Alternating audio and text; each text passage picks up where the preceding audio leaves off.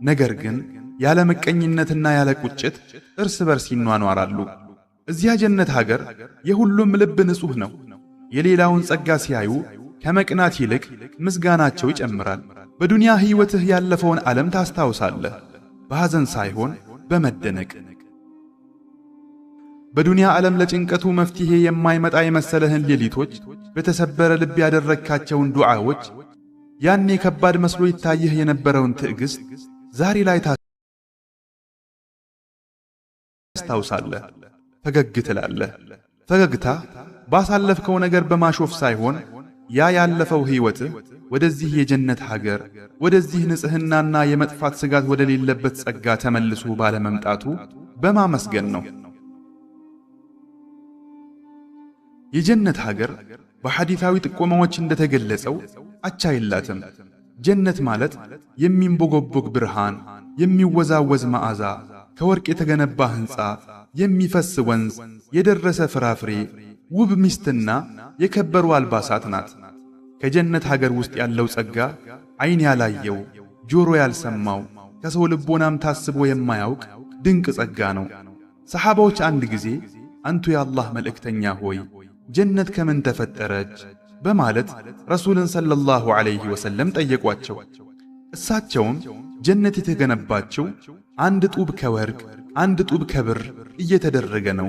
ግንባታዋ ሲካሄድ ጭቃዋ አልያም ሲሚንቶዋ መልካም መዓዛ ያለው ሚስክ ሲሆን አፈሯ ዛዕፈራን፣ ጠጠሮቿ ደግሞ ሉልና ያቁት የተሰኙ የከበሩ ድንጋዮች ናቸው።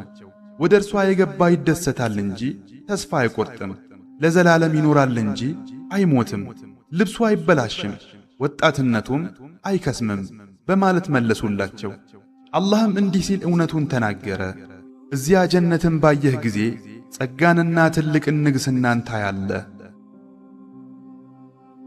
አላህ ከጀነት ጸጋ የደበቀልን ነገር አእምሮ ሊደርስበትና ሐሳብ ሊገነዘበው የማይችል ታላቅ ነገር ነው። የጀነት በሮች 8 ናቸው። መላእክት እንደሚገቡት ሁሉ አማኞችም በእነዚህ በሮች ይገባሉ። ከበሮቹ መካከል ረያን የሚባል አለ። እርሱም ለጾመኞች ብቻ የተለየ ሲሆን ከእነርሱ ውጪ ሌላ ማንም አይገባበትም። ሰላት ለሚያበዙ ለመጽዋቾችና በአላህ መንገድ ለሚለፉ እንዲሁ የየራሳቸው በር አላቸው። ጀነት ወንዞች፣ ምንጮች፣ ዛፎች፣ ሕንፃዎች፣ ብርሃንና ጥሩ ነፋስ አሏት። ስለ ጀነት ወንዞች በተመለከተ ረሱል ሰለላሁ ዐለይሂ ወሰለም ሲነግሩን ከአንድ መሠረት የሚፈልቁ 4 ወንዞች ማየታቸውን ገልጸዋል። ከእነዚህ ውስጥ 2ቱ ግልጽ አልያም ውጫዊ ሲሆኑ እነርሱም አባይና ኤፍራጥስ ናቸው። 2ቱ ደግሞ ድብቅ አልያም ውስጣዊ የሆኑ በጀነት ውስጥ የሚገኙ ወንዞች ናቸው። ከጀነት ወንዞች መካከል አላህ ለመልእክተኛው ሰለላሁ ዐለይሂ ወሰለም የሰጣቸው አልከውተር ምንጭ አንዱ ነው። የጀነት ወንዞች ውሃ ብቻ አይደሉም። ይልቁንም ከፊሎቹ የውሃ ከፊሎቹ የወተት የጠጅና የተጣራ ማር ወንዞች ናቸው። የጀነት ምንጮችን በተመለከተ ደግሞ ካፉር፣ ተስኒምና ሰልሰቢል የተሰኙ ጣፋጭና ቀዝቃዛ ምንጮች ይገኙበታል። በጀነት ውስጥ ሌሊትና ቀን የሚባል ነገር የለም። ያለው ዘለዓለማዊ ብርሃን ብቻ ነው።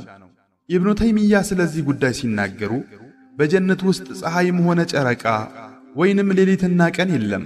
ነገር ግን ጠዋትና ማታ የሚታወቀው ከዙፋኑ በኩል በሚፈነጥቅ ብርሃን ነው ብለዋል። የጀነት ነፋስ መዓዛው መልካም ሲሆን ዙሪያዋን ያውደዋል። አማኞችም ይህንን መዓዛ ከ40 ዓመት የጉዞ ርቀት ያገኙታል። በጀነት ውስጥ አንድ ፈረሰኛ በጥላዋ ስር 100 ዓመት የሚጓዝባት ትልቅ ዛፍ አለች።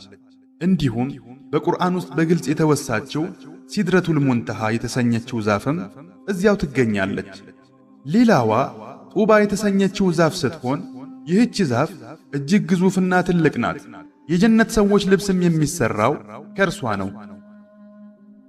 የጀነት ጥሩ መዓዛ ያላቸው ተክሎች አለቃ ሂና አልያም እንሶስላ ሲሆን የጀነት ዛፎች ግንዳቸው ከወርቅ ነው።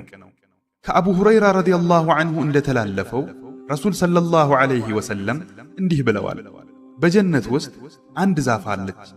ጋላቢ ፈረሰኛ በጥላዋ ስር 100 ዓመት ቢጓዝ አያቋርጣትም፣ ጥላዋም አያልቅም። ከፈለጋችሁም የተዘረጋም ጥላ አለላችሁ የሚለውን የቁርአን አንቀጽ አንብቡ። እንዲሁም በጀነት ውስጥ ዓይን ያላየው ጆሮ ያልሰማው በሰው ልብም አልያም ህሊና ውል ብሎ የማያውቅ ድንቅ ነገር አለ። ከፈለጋችሁም ለእነርሱም ከዓይን መርጊያ ምን እንደተደበቀላቸው የትኛዋም ነፍስ አታውቅም የሚለውን አንቀጽ አንብቡ። በጀነት ውስጥ የአለንጋ ያህል የምትይዝ ቦታ ከዓለምና በውስጧ ካሉት ነገሮች ሁሉ ትበልጣለች። ከኢብኑ ዓባስ ረዲየላሁ ዐንሁ እንደተላለፈው ረሱል ሰለላሁ ዐለይሂ ወሰለም እንዲህ ብለዋል። በጀነት ውስጥ ሉዕባ የምትባል ሑረል ዒን አለች። እርሷም ከ4 ነገሮች ተፈጥራለች፣ ከሚስክ፣ ከአንበር፣ ከካፉርና ከዛዕፈራን ሲሆን ጭቃዋን በሕይወት ውሃ አልያም ማኡል ሐይዋን ተቦክቷል። አላህም ለእርሷ ሁኚ አላት፣ እርሷም ሆነች። ሑረል ዒኖች ሁሉ ለእርሷ አድናቂዎች ናቸው። ባህር ውስጥ ከምራቋ እንትፍ ብትል ኖሮ የባህሩ ውሃ በሙሉ ይጣፍጥ ነበር። በአንገቷም ላይ እንዲህ ተብሎ ተጽፏል፣ እንደኔ አይነት ሚስት እንዲኖረው የሚሻ ሰው ለጌታዬ ታዛዥ ሆኖ ይስራ።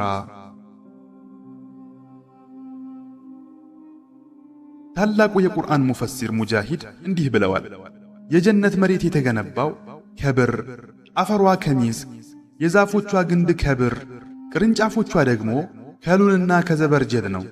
ቅጠሎቿና ፍራፍሬዎቿ ከዚያ ስር ናቸው። ቆሞ የበላት ሰው አይጎዳውም፣ አይቸገርም። ተቀምጦም መብላት የሻው ሰው አይቸገርም። ተኝቶም መብላት የሻ ሰው